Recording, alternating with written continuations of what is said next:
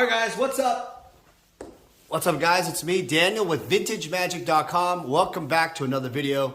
All right, I'm going to jump right into it. I'm going to talk about the reserve list and also talk about serial number cards and where there's a relationship towards them and why it's actually going to save Hasbro's stock problems and change everything for Magic in general. So, first off, for those of you who are living under a rock, basically Wizards is doing reserve list S cards by serial numbering the cards. Yes, serial stamped cards out of 500, one of one for the One Ring Lord of the Rings set coming out. It's going to be big, and pretty much every set thereafter, it's going to have it. I'm assuming they're going to do like parallels of like 99, 199, or basically even more limited variation to basically allow more collecting going on and variation. Because honestly, it could get kind of boring if it's only out of 500 every time. People might want a little bit more rarer, and the cards will go for even more. So now, why do I call this somewhat of a reserve list? So let's back up. For those of you who do not understand what a reserve list is basically a promise that Wizards will not reprint certain cards like Black Lotus, Dual Lands, Power 9, certain high impact cards like Gia's Cradle, stuff like that. And those cards are on this list, and you can look it up on the website on Hasbro, wizards.com, whatever. And it basically says they will not reprint the cards in playable fashion. So Magic 30 in later 2022, they printed a commemorative set somewhat similar to the CE IE set in 1994, but not square corners. They're in magic corners, and they were a whopping $1,000 for 4 packs. That's right, $1,000. Well, you can see what happened. Basically what happened was everybody got pissed. Hasbro's stock declined. It was bad, right? They had their fireside chat where basically they didn't understand what the heck's going on with the player base. And people felt essentially disillusioned, felt they didn't care about the players and the market, and people were worried about Hasbro. Thus, you saw like banks like Bank of America essentially saying, hey, look, Hasbro stocks has a major downside because majority of its growth and profits is in Magic. And basically, well, with the decline and the lack of care in the player base, well, Magic 30 was a representation of that, and the stock going to go to nothing, really. Well, it didn't, did it? So fast forward now, in May 2023, you see that the Hasbro stock has gained back about 50% from the lows of 40 or so. And Jeffries, another stock analyst, said, hey, the stock's going to go up to $75. So why does this all matter? Because the reserve list itself, and these serial number cards, they all have a relationship. Now, the biggest relationship here is, you guys figure it out, is that if you reprint the cards, how can you make them more scarce? Because Wizards is not going to create a separate reserve list. They're not going to have another list of cards. They've already made that mistake. Mark Rosewater already said that was the worst mistake they ever made, right? It was a bad mistake. So if you fast forward now, they can't do that. So what can they do to make the cards more valuable? Serial number cards. So the serial number cards, as I've mentioned earlier in the video, has changed the trajectory of the cards. Just look them up. Go to eBay, TCG Player, whatever. The prices of these out of 500 cards are insane. They're not even, some of these aren't even playable. Some of those are just collector items.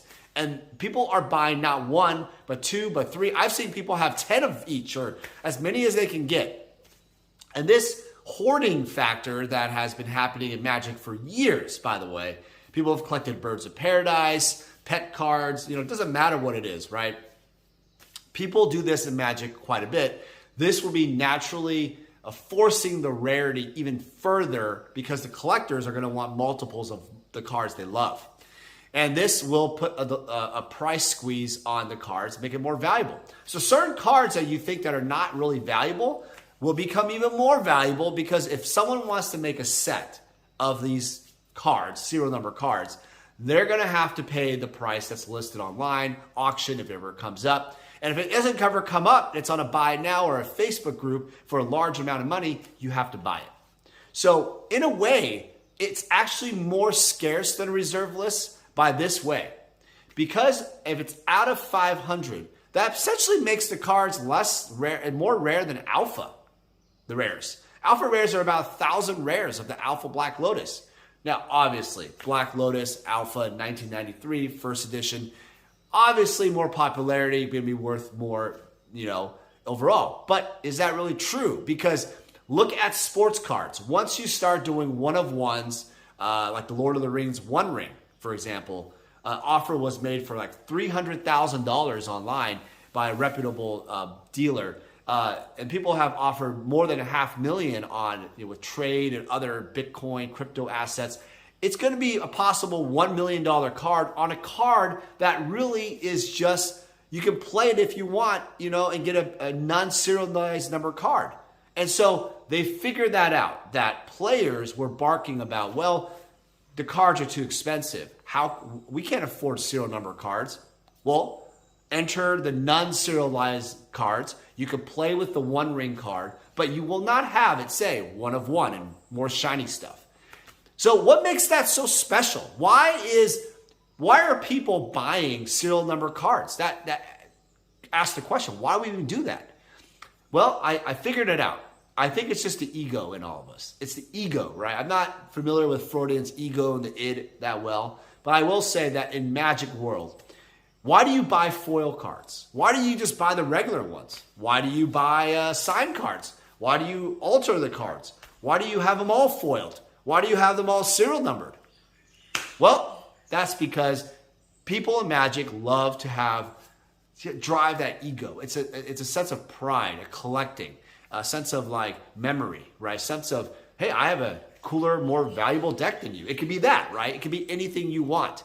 But all in all, that's the reason why it's driving it. So collectors always seek the best. That's why in sports, you see like LeBron James, the logo man, the triple logo man, sell for $2.4 million. The rookie year patch, $2.4 million. Why don't you just buy, individual patches? Who cares about the rookie years, right? Or every year, right? In one patch. Because it's a one-of-one triple logo man patch. It's the only one. You have the ultimate prize of all logo mans, of all jersey collectors, right? So that's what it means. And when you talk about Pokemon, Charizard, the first base set, first edition, PSA 10. Why get anything else? That is number one. Everybody wants the best, right? And of course, Magic, Alpha Black Lotus, PSA 10, BGS 9.5. But you don't just get a BGS 9.5, you want the Quad Plus, the Quad Plus, and of course, the Mystique, the BGS 10 Alpha Black Lotus, one-of-one. Those are all dream grails that we all go for. And that is precisely why I think the modern day cards will actually eclipse some of these Alpha Black Lotus cards very soon. Especially these, if they do like a Force of Will, commemorative, original artwork, one-of-one stamp. They might do buybacks. I'm telling you, it's going to happen. Buybacks for like Marvel. They bought back the 1992 Marvel set. They will do the same exact thing for Magic the Gathering. They will buy back. I'm telling you, one day they are going to buy back Alpha cards. They're going to buy back artist proofs, whatever. And they are going to stamp them. And they're going to make them more special. Like it or not, guys, that's exactly the trend Magic's going. And it will actually it will make a new valuable reserve list even more, these cards will be even more valuable. And I think it's great for Magic. All right, guys, comment below. Thanks for your watching the video and enjoy. Hey guys, it's me, Daniel with VintageMagic.com. I'm here to share with you more about our deck and set collector fulfillment service. The deck fulfillment service caters to the player. And what that basically means is if you are a player looking to fulfill your old school Magic deck, certain Power 9 or key pieces in your Vintage deck, or dual lands in your Legacy deck, we have the inventory and the resources to help you fulfill your needs. Next, we have the set collector fulfillment service. This really caters more towards the collector. Oftentimes I've been asked, hey Dan, can you help me find this specific graded card for this set? Or Dan, can you find me these 20 cards left in my beta set? It doesn't matter what you're looking for, Even if it's like every single Sarah Angel possible out there, I can help you out. My resources and extensive network in Magic the Gathering, I was able to help thousands of clients all over the world fulfill their needs. I've made it my mission at VintageMagic.com to be your one-stop shop for all your collector needs. For any significant item or collection, we're able to travel anywhere in the world to meet you. The reason why my clients love this service because it saves you time. What happens is collectors and players often search all over online or vendors and they never find exactly what they're looking for. By going to us, we are the only one-stop shop who can help you with your needs. Using our service gets you exactly what you want and saves you time and money. Vintage Magic. Game, collect, invest. For more information about our consulting and professional services, visit vintagemagic.com.